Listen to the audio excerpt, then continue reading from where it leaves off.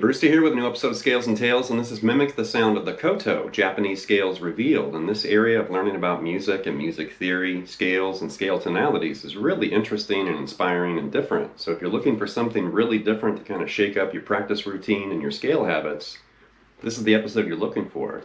And we're going to basically tap into Japanese scales, and there's quite a few of them, and then we're also going to mimic the sound of the Koto. And the Koto is basically an ancient string Japanese instrument, and it lays in front of the performer where it's plucked and fretted. And you can kind of mimic the sound of that instrument on the guitar. But just to make sure we start this episode the right way, here's an image so you can kind of get a visual of what a Koto looks like.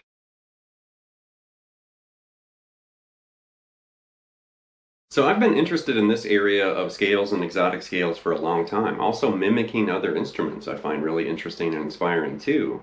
And actually on my original YouTube channel, the David Brewster Music channel, I had a lesson called Mimic the Sound of the Koto.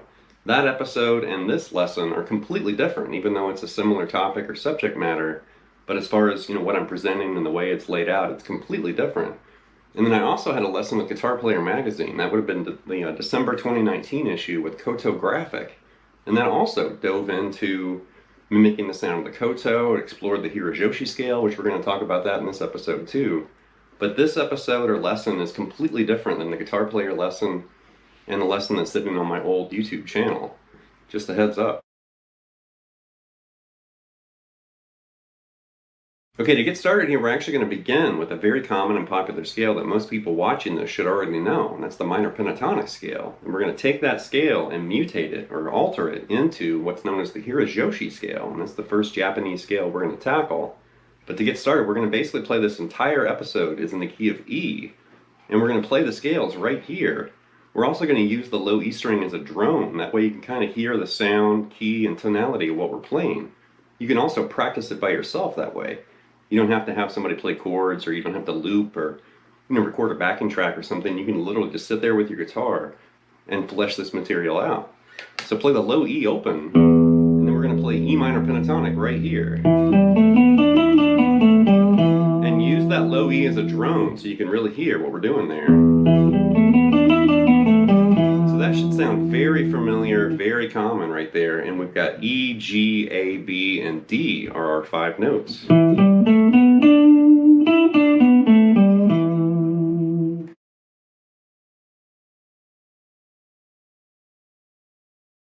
So now we're going to convert E minor pentatonic into E Hirajoshi, and to do that we're going to basically give the scale a facelift, because there was E minor pentatonic, right? And now we're playing this. This is E Hirajoshi right there. Definitely, a restructure of that minor pentatonic that we started with, because we had this and then mutated it into, that's E Hirajoshi. Now, basically, there are 5 different notes in that scale, and that means there's 5 different modes for Hirajoshi, and we're going to look at all those different modes in this episode. And also, the Hirajoshi scale is actually just a tuning for the Koto. That's what the open strings are tuned to. I believe there's around 13 strings on a Koto, and that is one of the popular, Koto tunings. And there we're actually playing on the guitar. And also to mimic the sound of that Koto, you may notice I'm actually picking really close to the bridge, like really close, almost right where the string leaves the bridge, right there. And almost immediately it gives it that snappy, kind of bright attack. And it kind of makes it sound like the koto. But there's your first scale, E Hirajoshi.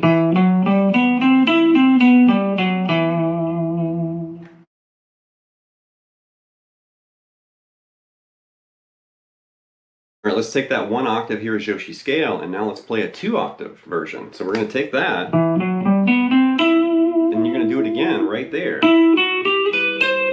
Like that. So play that low E to kind of give you the key, and then there's octave 1, and then octave 2.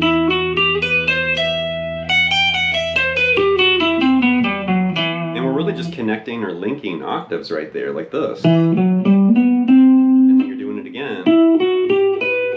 And then right there on the high E, you can grab those additional 3 notes.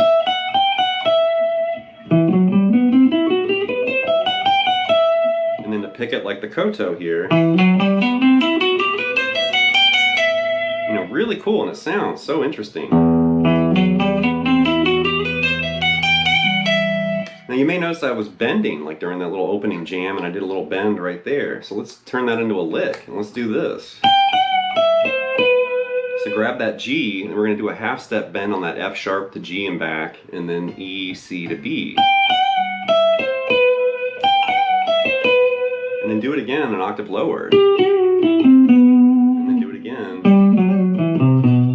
And then you can pick it like a koto, or make it sound like the koto.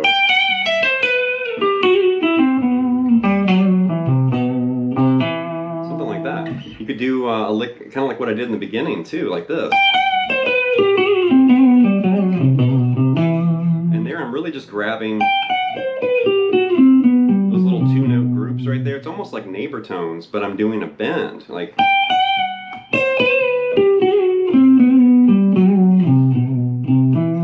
And I also like bending down, like toward the floor on those, even on the G and the B. You can't really do that on the high E, so you have to bend up for that one. And then when you get to that B, you have just enough room to kind of bend that one. And the trick there is you want to, bend real jerky and kind of staccato to make it sound like a koto, something like that.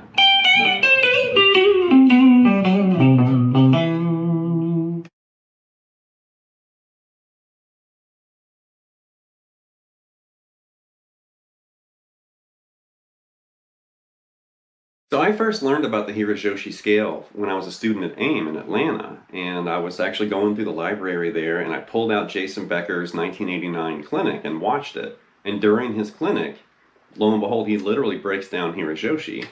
And I was sitting there like, oh my gosh, there's a cool Japanese scale. And I wasn't the only one. There were other students that were like, yeah, that Jason Becker's awesome. But that was my exposure to the scale.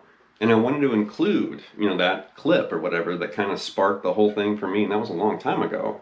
But here's a clip of Jason Becker kind of breaking down Hirajoshi in the key of B, and we're going to talk about this. But here's the master right here. You're playing, let's say, B minor. Or you want to play B Hirajoshi or whatever it's called. You play 1, 2, minor third, and then you skip the 4th, go to the 5th, and play the flat. So those are the only notes you play in a scale, so you play. So in this clip, Jason was showing Hirajoshi in the key of B, which is different than the key of E where we started. But Jason's version of Hirajoshi is right here. And right there you can see there's B, C sharp, D, F sharp, G. And those are the notes we need for B Hirajoshi. Right? So it's the same thing we started with. We had E Hirajoshi right here. And just moved everything over to B. Same scale, just different key.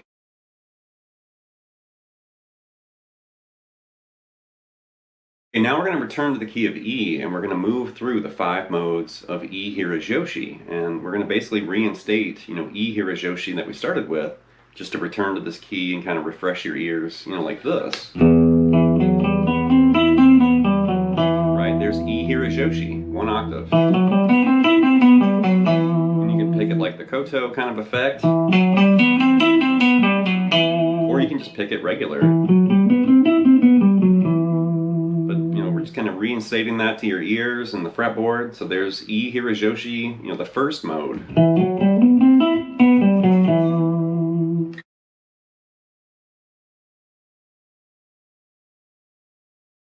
Okay, that was the first mode. So mode number 2 is basically right here, and this is also known as the Iwatu scale, and it has a Locrian flavor, like this. You know, distinctly very different than where we started. Here was the original, you know, first mode of Hirajoshi, and then mode 2, which is the one we're looking at now. You can see the root, flat 2 or a flat 9, 4, flat 5, flat 7, and then the root again. You know, really interesting scale. And then that's 1 octave. And you want to extend it to 2 octaves, you can do it like this. And then right there you need to grab that F.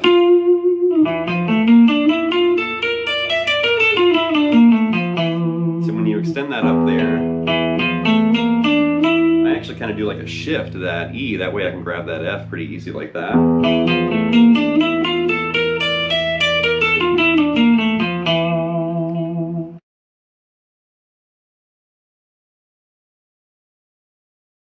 Next up is mode number 3, and this has more of an Ionian or major scale flavor like this. Something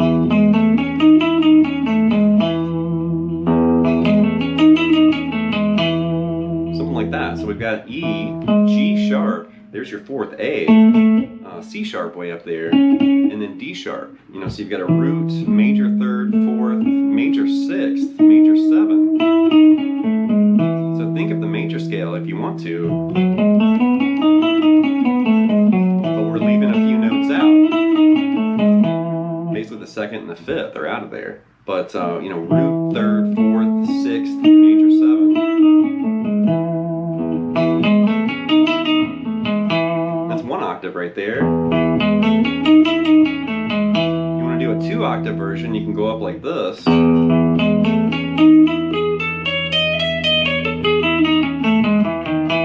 right there you can see I did, once again, kind of an index finger shift to help me get into this. You kind of get that stretchier part in there. It's a really interesting scale though.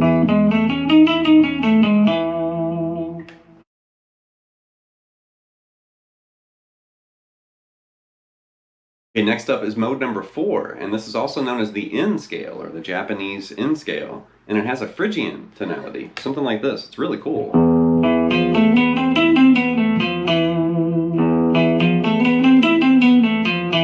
Right there you can see we've got the roots, you know, E, F, which is the flat 2, A is the 4th, B is the 5th, C is the flat 6. And that's it.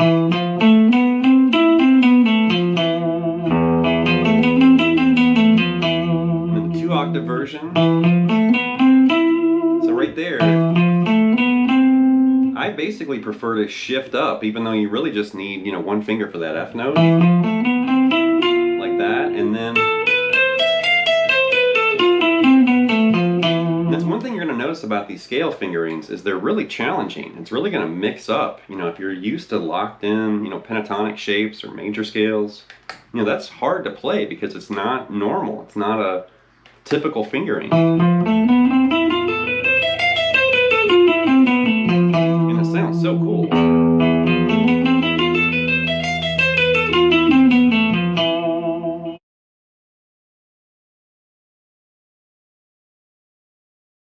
And here we are at the 5th mode, and this has more of a Lydian flavor. It has a sharp 4 or a sharp 11, something like this.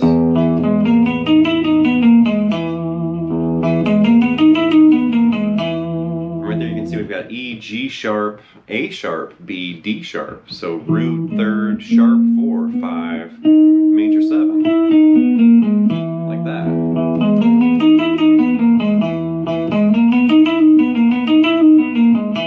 And then the 2 octave version, once again you're going to do a shift. Like that. that, and then you're going to reach up. It's a really interesting fingering.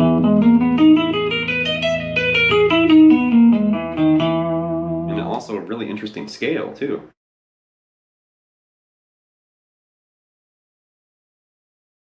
So here's some different Japanese scales, and this first one's known as the Ryu scale, and it's basically E major pentatonic, so it's not really that exciting, but like this. Right?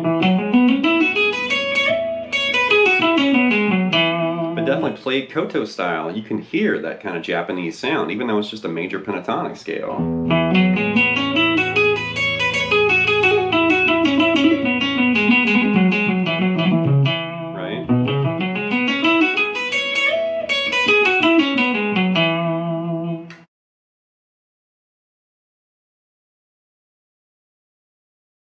And last but not least is the Ritsu scale. This is also known as the Yo scale, and this is really unusual. So it's basically F sharp minor pentatonic played over E, like this. Something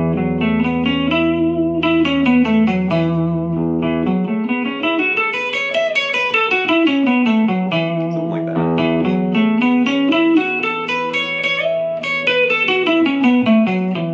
And the important thing there is we're playing F sharp minor pentatonic, but E is decidedly the root right there.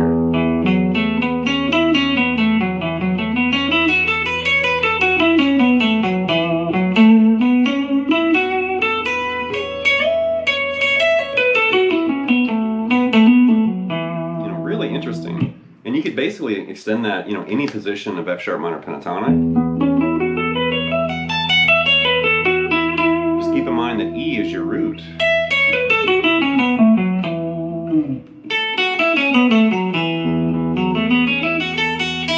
Right?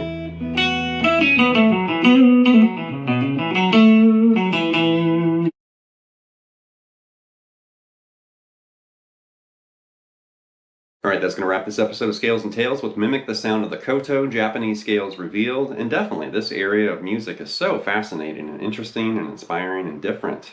And as soon as I hear, some of these sounds or scales, it definitely sparks my imagination, my musical imagination, where it's like, wow, I wonder where I could fit that in a song or a jam or whatever. And the next time you're playing around with a buddy, just start playing Koto style, and I guarantee they're going to look at you like, what was that? Because it's so strikingly different.